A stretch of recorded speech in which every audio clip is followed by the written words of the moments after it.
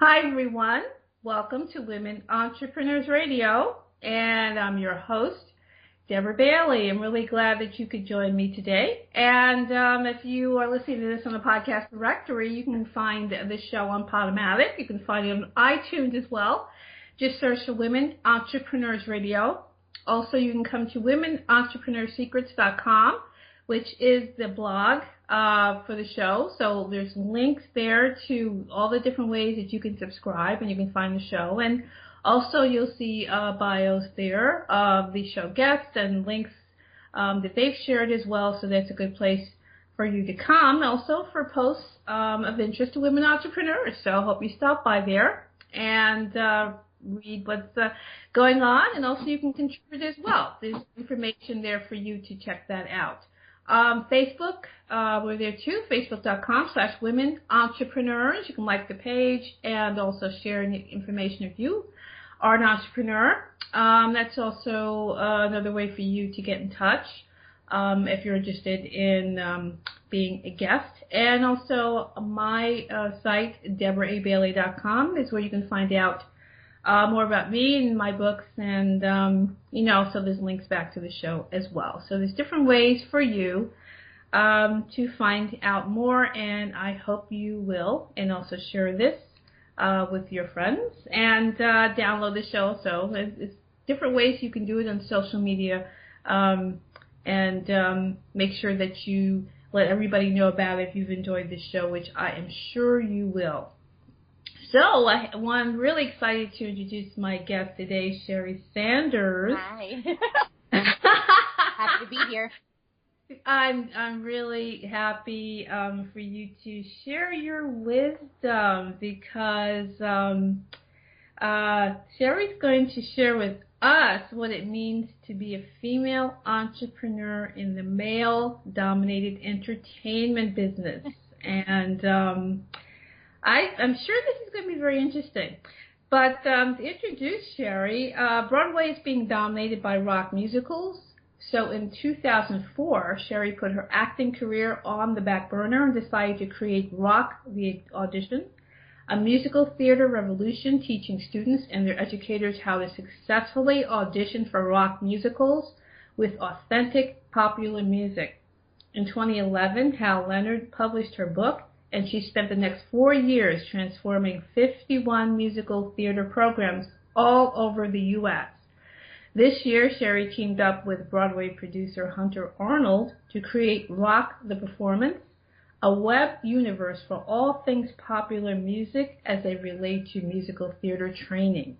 Sheri has since gone back into acting to lead by example, while she continues to change the face of auditioning for musical theater. And you can find her at www.rocktheperformance.com.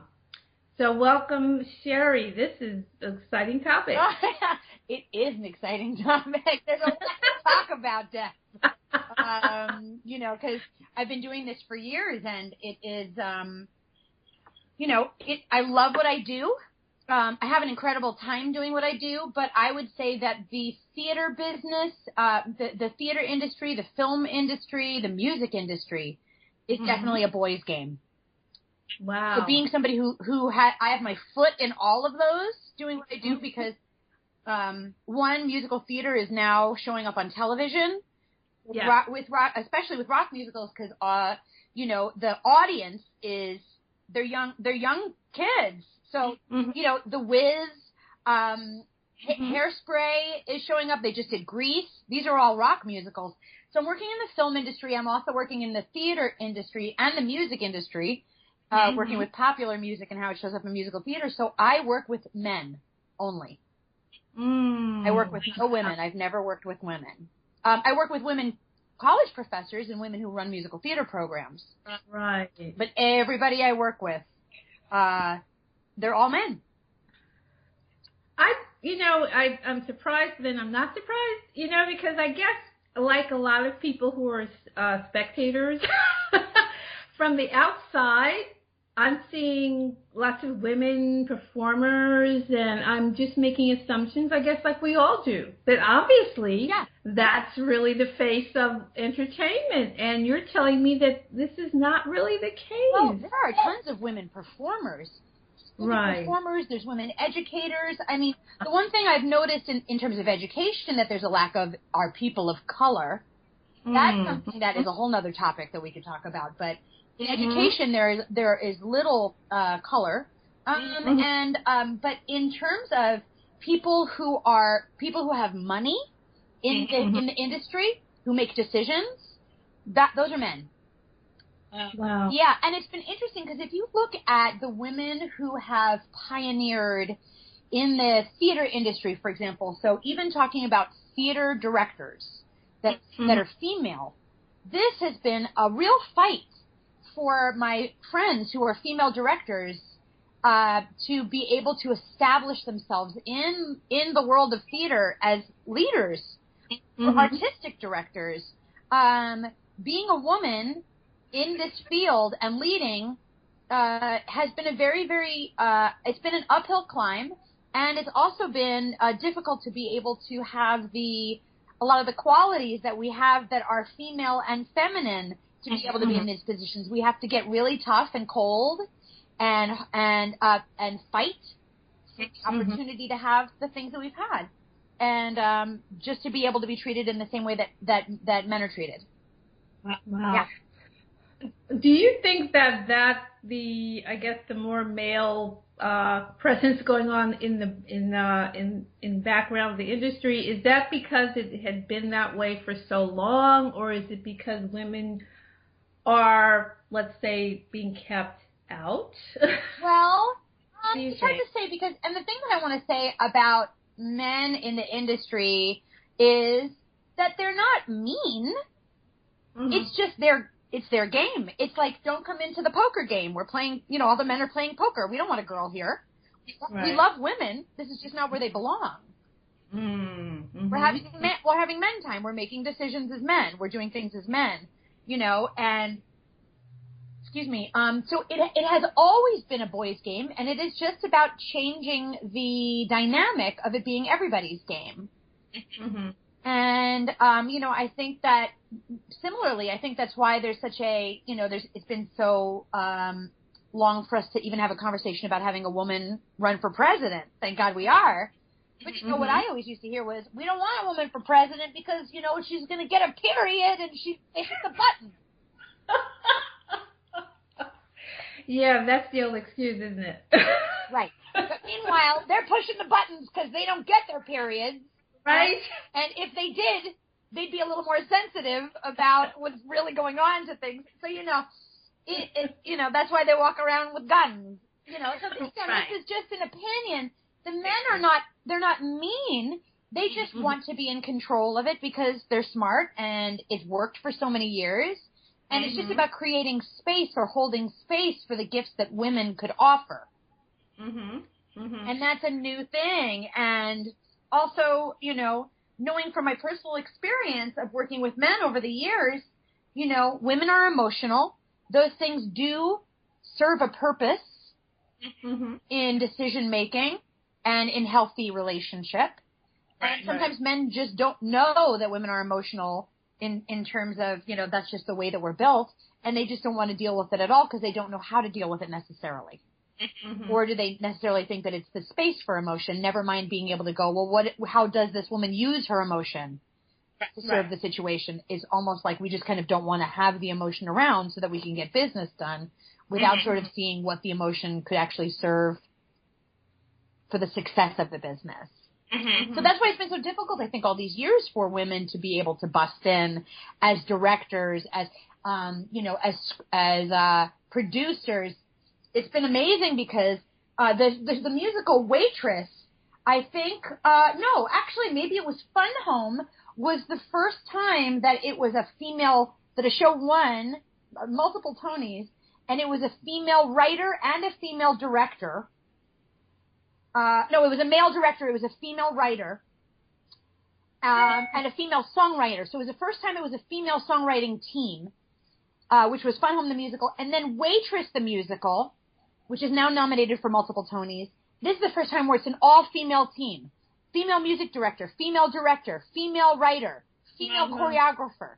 First time ever. And I was going to say it's 1996. It's 2016. It's the first time that we've got an all-female team. That's crazy. And it's funny, too, because I asked, one of my students is in Waitress, and I said, what was the creative experience like? What was it like to have an all-female team? She said everybody listened sensitively. There were incredible, healthy conversations going on. It was a healthy, sensitive collaboration, from toenail to curler. And even when the fights happened, or there were conflicts of interest, it was still done with sensitivity and care. Right. And I thought, wow, that's pretty cool. And different. And a way that I'd love to work, because whenever I collaborate with women, it is always like that. And so I'm not saying when I collaborate with men, it's never like that, because it is like that with men sometimes too. My managers and my agents are all very sensitive men. And I think the producer I work with is a sensitive man. But fundamentally, when it comes down to money, when it comes down to money and making money, that is a male world. And therefore, a lot of the decision making is left in the hands of the man. That's very tricky. Yeah. Do you think that a lot of the reasons there's maybe not as many women in those roles that you mentioned, is it because how do they get interviewed? Do they get referred? Does someone make a call and say, well, I know the right person to do this job or that job? How does that work to even get them in those positions? How do women get into the positions, you mean, of being able to direct a project? Yes. Yeah. Well, I think that from the friends that I have that are directors who've really broken through,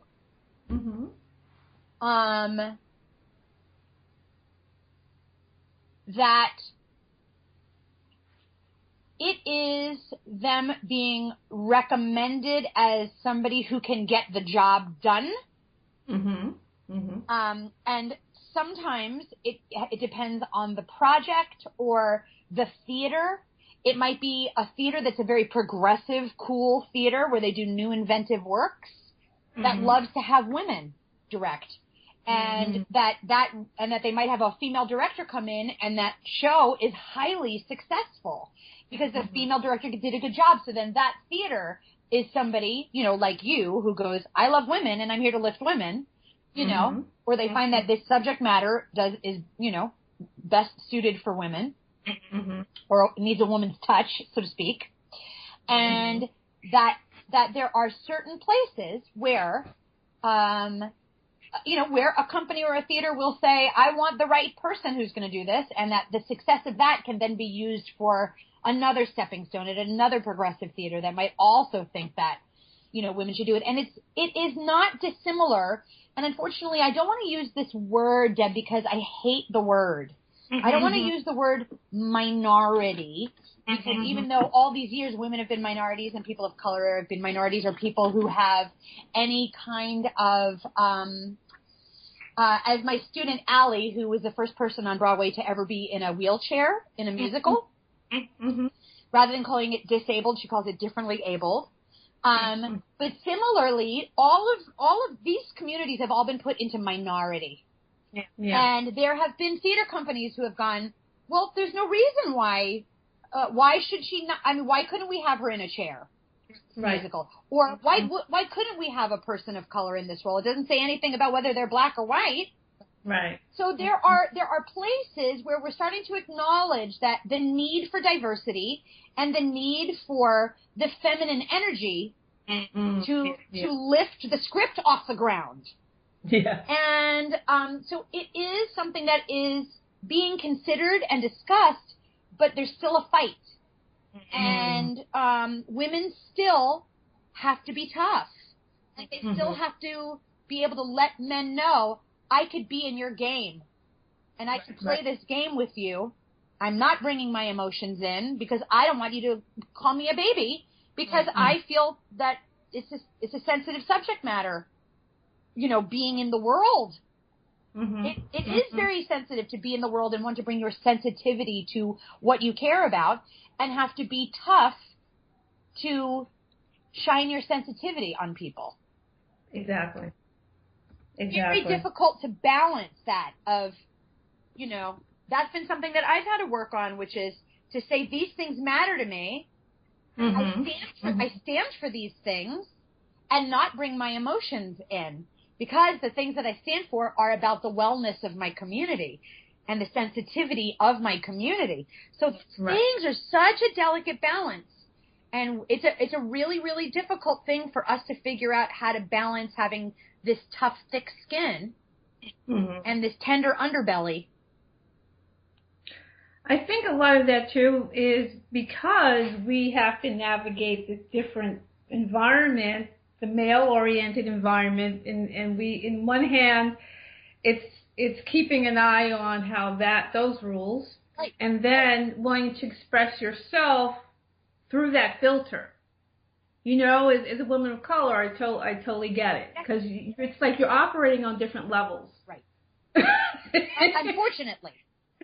Right, and you want to fully be yourself, but you're always aware of that other level going on. I mean, it's there, and you're like, okay, how do I fit into this established other environment that has other expectations, other rules, and now I have to kind of tailor myself to fit into this.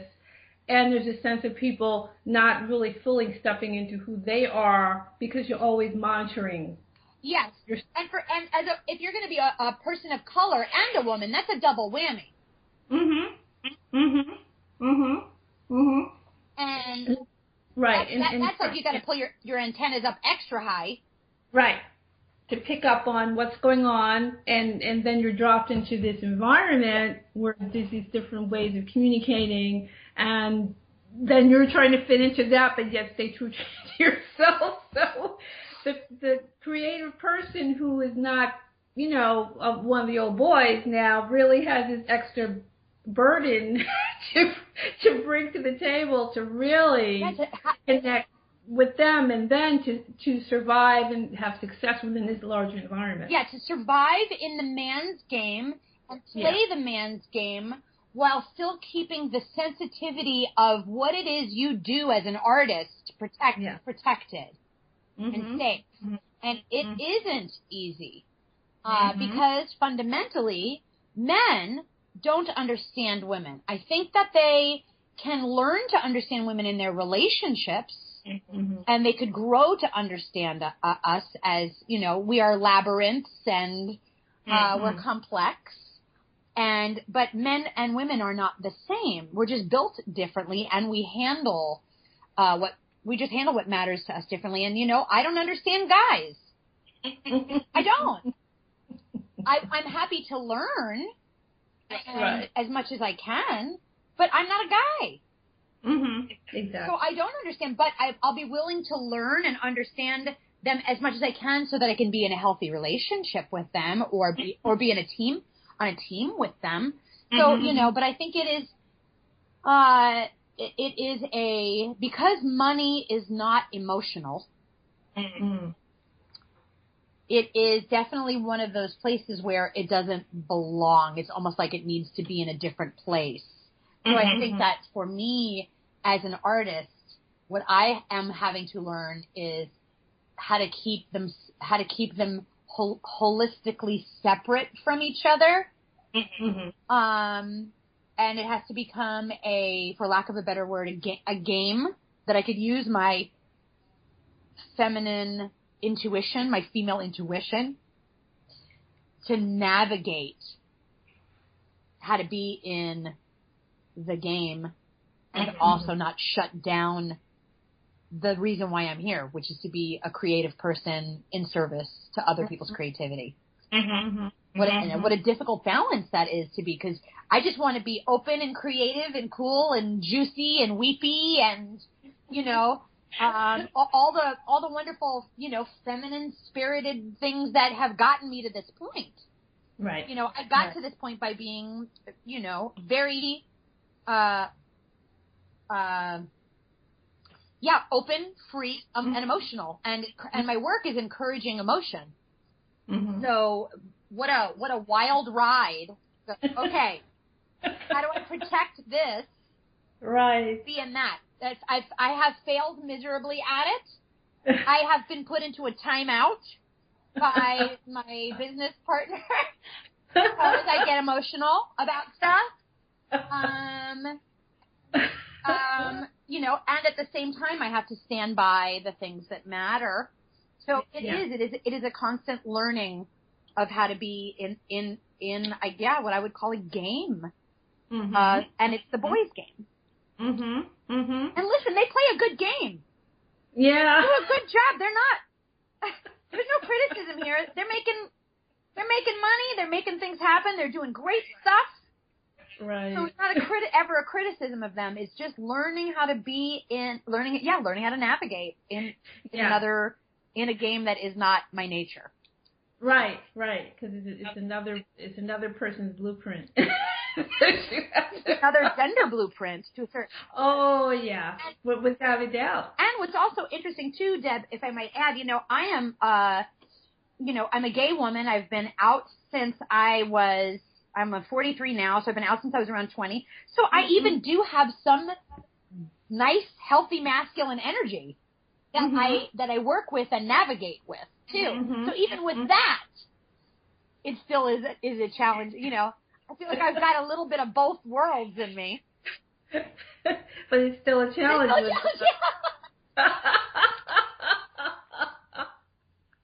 Well, I guess you gotta use everything you got, you gotta use what you got to get what you want. Right? That's the thing. Get the right amount, right percentages in there, so you can deal with the environment that you're in. And what you're saying is very interesting because in publishing, as a lot of people may or may not know, most books published, at least in the United States, are romance. But every time I read that, it's always got a negative spin on it. If I read it in the media, they always find a way to make that into a negative or make fun of it or put it down.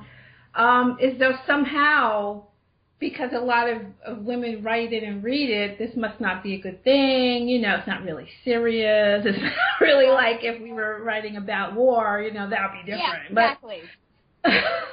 Yeah, why is that not considered valuable? Because it's female or female-centered or spirited. Right. Exactly. Do you find, and this is actually, I'm pretty curious about this, do you find, say, for example, we've got spiritual leaders who write books, like, I would say a good example of maybe somebody like female, like Pema Chodron, writes, and she's a female spiritual leader. And then we've got a male spiritual leader, like, there's so many, I wouldn't even know which one to choose from. But I would say, I don't know, is Ram Dass, I believe Ram Dass, if I remember correctly, is a he. But do you find that, or do you think that there is, in terms of publishing books, even on spirituality, which is, the act of spirituality is a feminine act in women and men, to me, the soul search. Do you find that in publishing that there is a difference between whether men are taken more seriously than women around that? I'm sure it's across the board. I haven't dealt with publishers as much because I've self-published, because I didn't have the patience to wait for them, for the gatekeepers to open. I didn't realize you self-published. Congratulations. That's wonderful. Thank you. Wonderful. But, you're going to see more books by the late Wayne Dyer, or Deepak Chopra than you are by Marianne Williamson. I mean, if I say those Wayne Dyer and Deepak Chopra, I'm probably going to get more recognition than I would say Marianne Williamson, unless I'm in the spiritual community. Right. You know what I'm saying? So we're out in the world, like Tony Robbins. Right. Because they're men. Right, and I'm sure there's female counterparts to that, but in I can tell you right now, I'm straining to say, okay, who would be on that kind of level in terms of his popularity or his PR. At this moment, I can't think of a name. I think the only person that I could think of is Brene Brown. Yes, at this point, yes. Or maybe Elizabeth Gilbert, I think, too. Yeah. But really, that's it. Yeah. And if I remember correctly, they were both lifted by Oprah. Yep. So without that, that's the thing, you know. It's had the same. Right. Right. Publishing. Yes.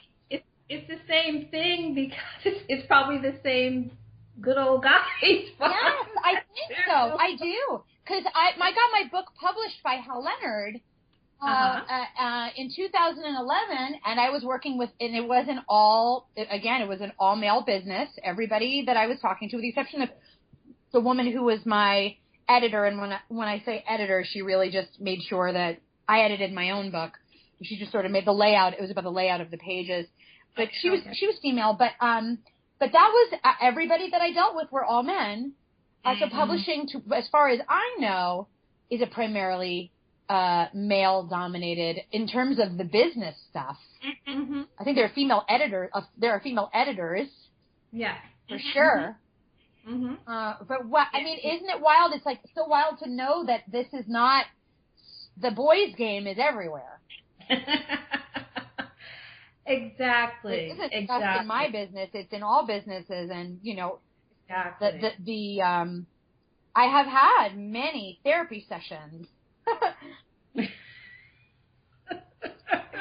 guidance on how to navigate being in business with my emotions and my beliefs and how I run my business and how people respond to me and how to be in the world of business with other people. Because when I'm in business with myself, when I run my business, I don't know if you feel the same way, but it feels like smooth sailing because I'm running it. Right. And then when it gets into other hands, that's when the game changes. Yeah. That's where, that's where the soul work has to come. Because that's where the challenges are, that I have to do deeper work, personal work around that, because it gets into other hands. And again, it's how do I preserve the sensitivity I have and the product that I have when it's in hands that don't necessarily play the way I do. Right. They have a different way. And a different agenda. Yeah. Yeah, that's very true. But I also, in terms of entertainment, and, we're talking about what's, behind the scenes and what maybe the public sees or there are perceptions. As far as women, let's say young women wanting to enter in entertainment, what are the things that they need to be aware of? Because if they're stepping into this male-dominated world, what is some things that you tell them or share with them to help them navigate it? Wow. I'm so grateful that you asked me this question because, that when I think about all the things that I've been through, I always think I'm going to be able to be in service to somebody with this information so that they don't have to go through the same thing as me. So I'm so thankful for you asking. It's a good question because I've wondered myself, maybe because, like, say, I when I look at some entertainers, and I'm always saying, well, why is the woman always projected with, like, no clothes and our image and and it is true also that there are certain people, that even in the acting industry. I'm cute, right? Like, I'm a good-looking girl. I'm not, a model or nothing, but I got a pretty good look. And I come in and I really care about doing beautiful work, but there may be somebody who comes in who's hotter than me, who has the same kind of talent, who works the room a little better than I do. They maybe flirt with the guys that are straight in the room, or they use their sex appeal to get. And that does happen, and they will be responded to quicker than I would, because they do have that extra thing. So the things that I would say to give to a young person or a person who's interested in living healthily in the boys' game would be, one, again, I think that navigating your personal work. What is your sensitivity, and how are you using, and how are you using it as an artist? And can you take that and almost put a psychic boundary around it so it gets protected? And then I want you to think of, how Beyonce has Sasha Fierce? She has her, it's sort of I'm trying to think of what I would call it, a persona, an unstoppable persona, a persona that can't be messed with. She zips on her Sasha Fierce outfit, and, Beyonce, from what I know about her, she's a very shy, religious person, and her holds her cards very close to her chest. And when she puts on this Sasha Fierce suit, she is a force to be reckoned with. And I really encourage people to understand what your soft underbelly is, and understand what your tough shell is, or your Sasha Fierce is. And that you can protect your inner, what matters to you, and what your sensitivity is, and how you're using your sensitivity to create your own business, to be a leader, to be somebody who deserves to be invested in, and that you actually learn how to pay attention, respect, and protect your inner sensitivity, and hold it separate from the business part, so that when you come in and you do business, you could be all business and talk shop. And when things don't necessarily go your way, or you're not being listened to, that you can approach and say, hey, I don't really feel like I'm being listened to. So can we have a conversation about this, so that I can feel like I'm listening to you, you're listening to me, and it's all good, rather than bringing in the feelings or the sensitivity out of its protective shell and bringing that into the conversation, because then they're like, uh-oh, she's being emotional. And people have a real fear of that. And it's interesting, too, because I'm just going to say it because I think it's a really interesting topic of conversation. As somebody who goes to different colleges, and I speak about popular music and incorporating popular music into their curriculums, one of the topics of conversation that I speak on, because it's all over popular music, but it's also all over colleges and all over, the world, is that I speak on race. I am a white ally, and I speak on having healthier conversations about race, because there are so many professors, college professors, who don't understand it, don't know how to communicate about it, don't speak appropriately with their students, don't know what language to use. And when the students come up to their teachers and say, hey, I feel like I'm being mistreated, the teacher's response is whoa, whoa, whoa, whoa, whoa, whoa, whoa, whoa. Back off. Don't come at me. And so I have to be the one as a white ally going, excuse me, you as a teacher have got to listen to this person because they're speaking their truth. They're asking you to change your language, or they're asking you to change something, and you need to soften and listen to them. I don't want to be that person. I want the teacher to soften and listen.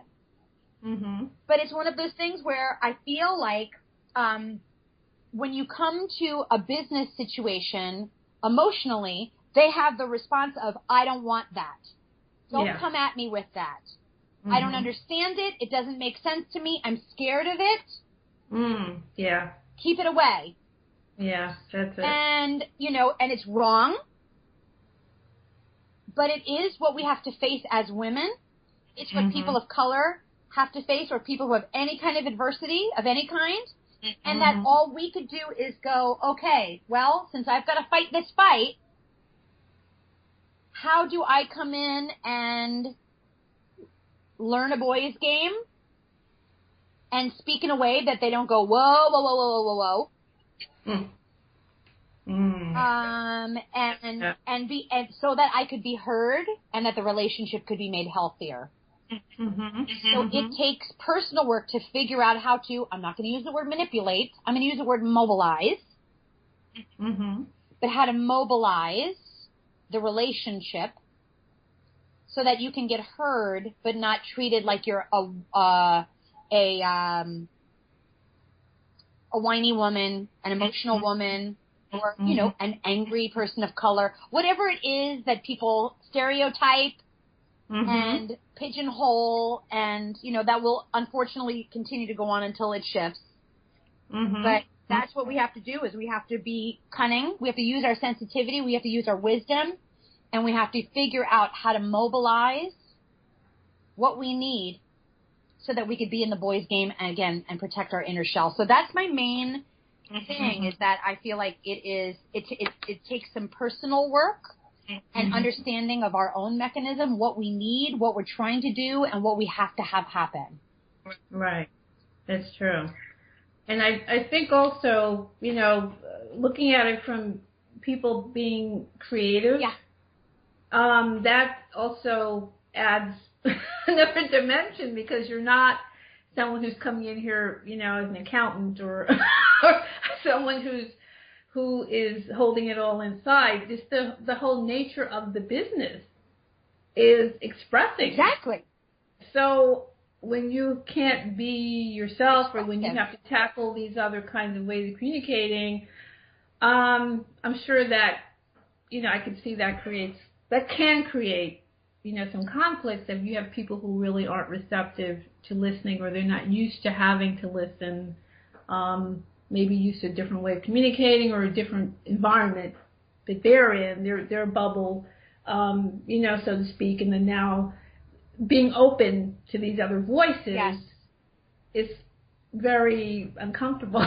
Very uncomfortable, and it's not in our nature. I mean, I am all squishy, gushy, creative, like I said, I mean, I'm like mush. But I'm having to learn how to wear this hat that keeps it to the side. And that's one of the things that I've been doing, is reaching out to people who are men, who I'm not in business with, and say, talk to me about how I should handle this. What do you recommend? These are guys that are in the business but not doing it, and saying, how do I speak to these gentlemen in a way that I can get myself heard, and have it be addressed. You know, some of it is just put it in the contract. Don't talk about it, baby. Just put it in the contract and get that contract signed. You know, in the contract, I need this from you. Right. I need to be spoken to, and I need to be collaborated with in this way, in order to feel like we're a team. Get it written, have somebody turn it into legal language.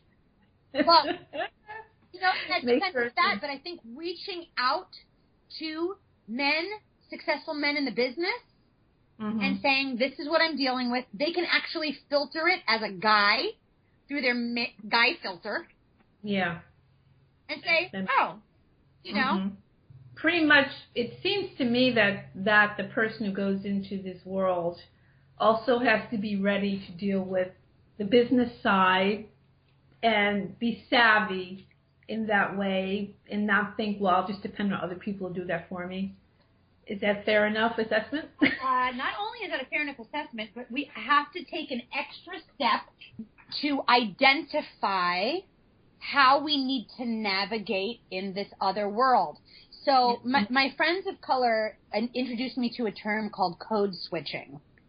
And if I don't know if you want to speak on it, or you'd like for me to give you my interpretation as an of what code switching is.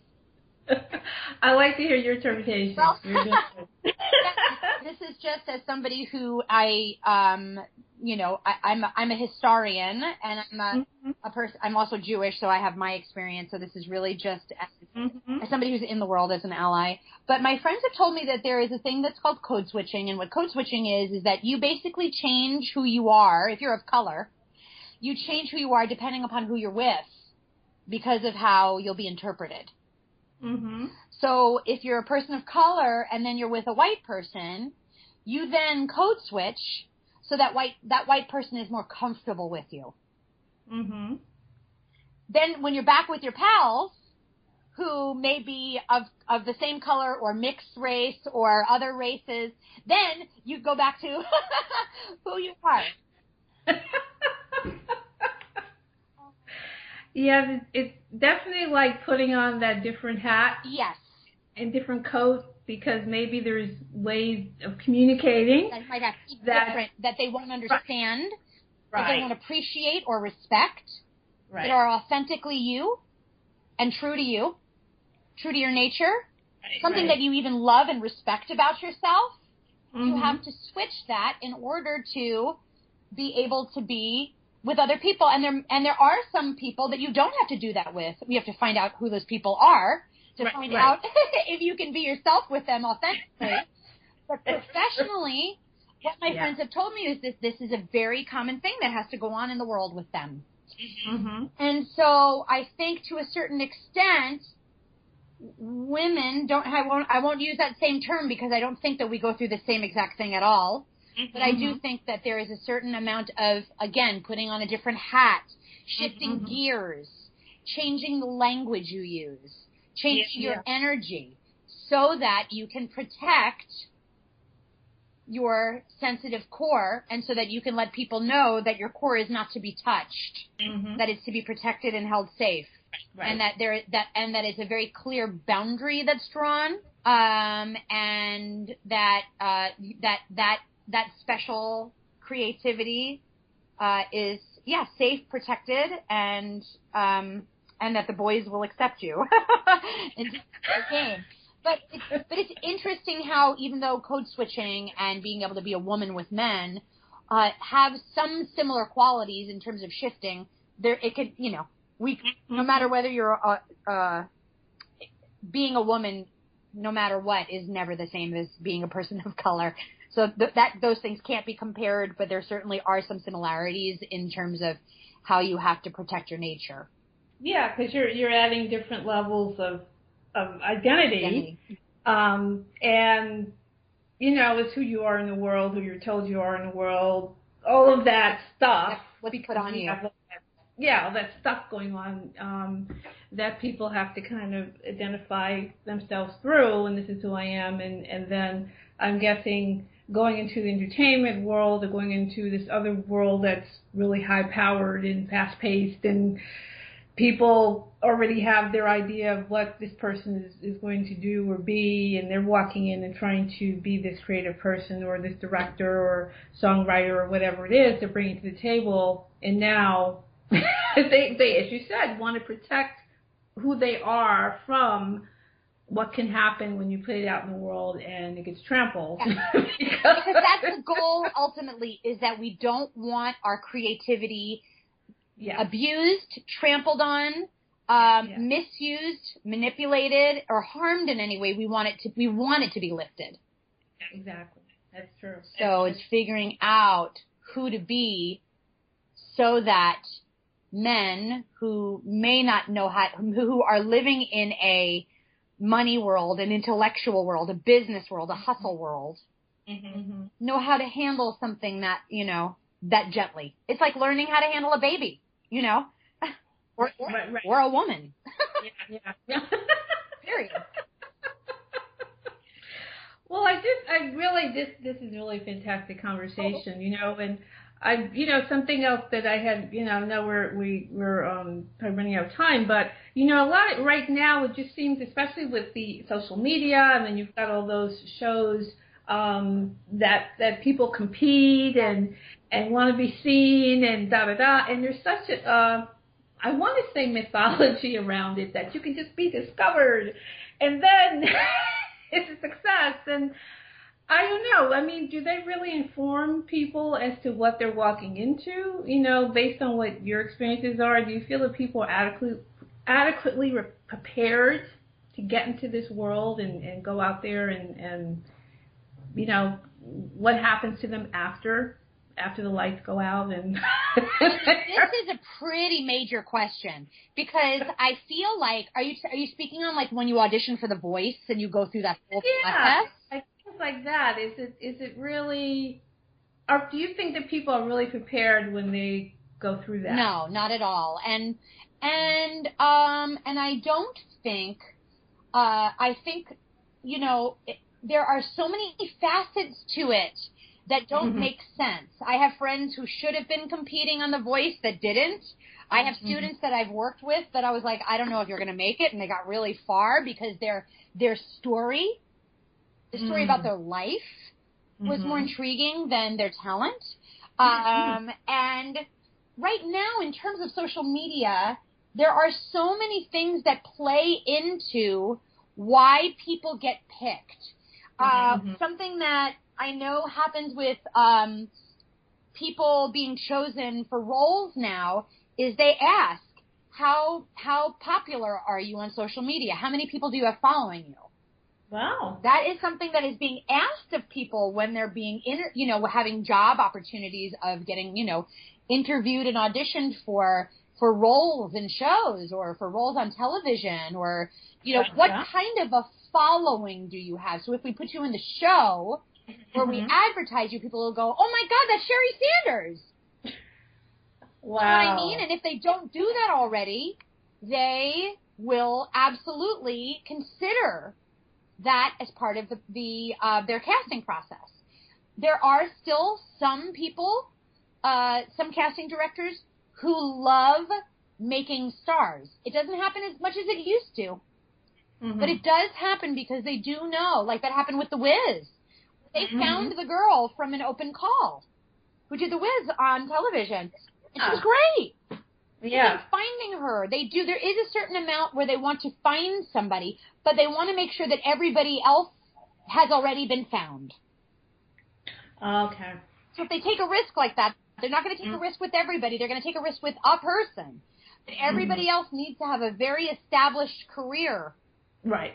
That makes sense. It does, but it used to be very different, where people would just take risks on they would trust that the show was good enough that they could take risks on lots of people. And then sometimes that does happen with a show where they're like, yeah, no, it's a bunch of nobodies, and we're taking a risk and it's working. That's very, very rare nowadays. I mean, just really quickly to give a perfect example, there's a wonderful show. One of my students is in it, and I'm really thrilled about it. It's called Natasha Pierre and the Great Comet of 1812. It's about the last 4 pages of War and Peace. And it's a rock musical. It's incredible. Wow. I saw it off-Broadway. It had an incredible run. Then it went to ART in Boston, had an incredible run. And then as they brought it to Broadway, they went, well, it's really successful, but you know what? Let's bring Josh Groban in to play the lead. Oh. And Josh Groban's cool, and he's really talented, but to me it was like, oh, come on! But why, if it was already successful? It was already, everybody loved it already, and it was on its way to Broadway already. Yeah. Give that role to the nobody that did it before. Right. Because it was working. Wow. Yeah, so what's tricky is that there will always be an eye on how famous are you, and what role does that play in the success of advertising this piece. Wow. Yeah, since then, not all the time, but it is. I would say it's most of the time. Wow. Yeah, because it's the way these other shows are presented. People. I get the impression people think, oh, I could just be a star. No, not at all. That is it's so rare if you think about out of the millions of people auditioning for The Voice and the thousands of people auditioning for Broadway shows, the one person that gets it, it is a combination of talent and luck and being at the right place at the right time or knowing somebody. But really, all you could do is invest in your own brand, so to speak, and your own sense of self and your own identity and what makes you special and how that's different from everybody else, and keep your eye on the prize and keep investing in and honing in your own uniqueness, and somehow you will come through and you will gain those followers, and you'll find your place in the world. They say the same thing in publishing industry as well. But how interesting that the publishing industry has changed so much. Yeah. And now the thing is, to get the publishing contract with like the big five, it's like, well, you've got to have the platform. Yep. The follow, Yep. it's similar things in what you're saying. Again, maybe they took chances before, but that's less and less and less and less unless you come with all these followers, fans, platform, which is why so many people said, the heck with it, I'm going to do my own thing and take the chance. And in a lot of cases, it does pay off in ways that people didn't think it would. Yes. But because they become less risk averse, or I guess more risk averse, if I'm saying it right, where they're not just picking that person out of the slush pile. It's, well, you've come with all this platform. Okay, we'll go with you. Yeah. Right. You bring all of this. So yeah. So the chance taking does not happen in publishing anymore either. Yeah. And that's because there's no money in publishing anymore. Right. And so the risk for them is we don't have the money to go with a nobody. Yeah. Yeah. That's why I think self-publishing is so awesome. Yeah. You also get to keep your money, which is nice. But you also get to put yourself out in the world in ways that the publishing company, in order to save money, does not. Right. So, there's so many gifts to that. But I like the idea that you self-publish because you put your life in your own hands. Yeah. And you can do what you want, put what you want on the cover, gear your story the way you want. You don't have to worry about something else being on the cover because someone says, well, it's not going to sell with, this type of person on it or what, the same kind of thing that they go through in what we've been discussing. So people feel like, okay, I'm just going to do this. And interestingly enough, a lot of the women authors and romance authors were a lot of the ones that were at the vanguard of doing this, So it's kind of interesting who a lot of the early adapters were. And now, of course, it's becoming bigger and bigger the more and more people are diving in. But, it's kind of interesting, the people who maybe felt that I'm tired of trying to knock on this door. Okay, I'm going this way, and those are the folks who usually are going to find these other ways to do what they have to do. So it's kind of interesting. But I just want to make sure I ask you about your skating. Because I've been a quad roller skater for 23 years. Oh my! And it's very funny because everybody asks me, "Oh, well, where do you skate?" And I'm like, "On the streets of New York City, honey. That's how I get everywhere." I'm like, "You're nuts." Oh my God! So dangerous. And I'm like, you know what? The only time I've fallen is at a disco rink. Really? I don't fall when I'm in traffic, no, because my guard's up, And I got my eyes on everything, and so I skate everywhere. But what is exciting is that I'm somebody who I always laugh, and I'm like, oh yeah, I've been into that for years. I'm ahead of the curve. There's been a lot of things that I've done that have been ahead of the curve, so to speak. And so right now there is this huge trend of disco skating rinks. And there's a new disco skating rink in Prospect Park in Brooklyn now where they've got disco nights on Friday nights. And, yeah, and they've got skate rentals, and now the disco rink in Central Park, you can rent skates, and the skating thing is all of a sudden becoming trendy. And I've been thinking, man, I have torn through about 11 pairs of roller skates by the time it became a trend. So, but yes, I'm a disco skater, and I'm also a defensive driver on skates in traffic. That's fantastic because New York traffic is no joke. Oh, it's so dangerous, and the potholes. Yes. Taxi drivers. Oh, please. I know, but if I can skate in that, I can do anything. I know. Just thinking about it, it's making me nervous.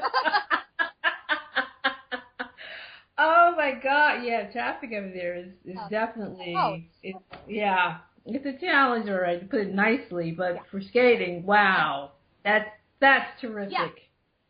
That really is. That's where I learned how to, navigate life, I think. I think that's excellent then. Yeah, definitely. You know you can do it. If you can do that, you can do exactly. So please share with everyone where they can find out more about you. Oh, Deb, thank you so much. Well, right now, if you want to find out about me personally, my personal site is Sheri, Sanders.com. That's just a little bit about me as a person, as a performer, as an entrepreneur, a little bit of everything. What the new business that I've created with this great Broadway producer, Hunter Arnold, Rock the Performance, is the new platform I have where I can teach all my techniques online so I could be more far-reaching. That's where you can find out about what my new next hot, cool, exciting project is that's going to continue to transform musical theater performers and their educators all over the country by being online, and that's Rock the Performance. So Sheri-Sanders, if you want to just look me up as a gal and what I'm up to in the world, and then Rock the Performance if you want to see specifically what this new project is that will hopefully change the lives of musical theater performers all over the country and past there. Right. Oh my God, this is really exciting. This has been a wonderful conversation. It's incredible, and I thank you so much for facilitating this platform for women who deserve to be living in their power. Yes, thank you so much for that. That definitely describes it. Yep. Just encouraging and helping people to get out there. So, as we're finishing up, and any last thoughts you want to share? No, I don't think so. I think that everything that I would want to share, I've already said. I think I just want to tell any woman to never be ashamed of her sensitivity. So many times it's like, we're emotional, we're wild emotional creatures and passionate, and there is nothing wrong with that. And, so that is the one thing that I would say is that if you can find a place to put it, whether that's being in service or being a painter or, or a nurse or a doctor or, whatever, your sensitivity is the gem, not your problem. If it doesn't get supported or if it doesn't get put anywhere, it becomes hard to manage. It becomes an issue. But when it's got a place to be, it becomes your gift and magic, and, you become a unicorn. And so I just want to encourage any women who struggle to just keep putting their emotions in somewhere creative or somewhere active, so that fear becomes power. Yeah. I like that. Yeah, me too. I'm working on it every day. The fear or shame becomes power. Right. There's no shame around being emotional. It's a gift. Exactly. Yeah. That's important to note. And I want to thank you again, Sheri. This has been a wonderful conversation. Thanks again for joining me on the show. Oh, Deb, you're great. I wish you continued unbelievable success. Thank you so much. Bless you. So, everyone, I know you've enjoyed this episode. Please share it with your friends. You can download it. And don't forget, we're on iTunes, Women Entrepreneurs Radio. So this has been the show with your host, Deborah Bailey. I'm so glad that you joined me, and we'll see you again next time. Bye-bye.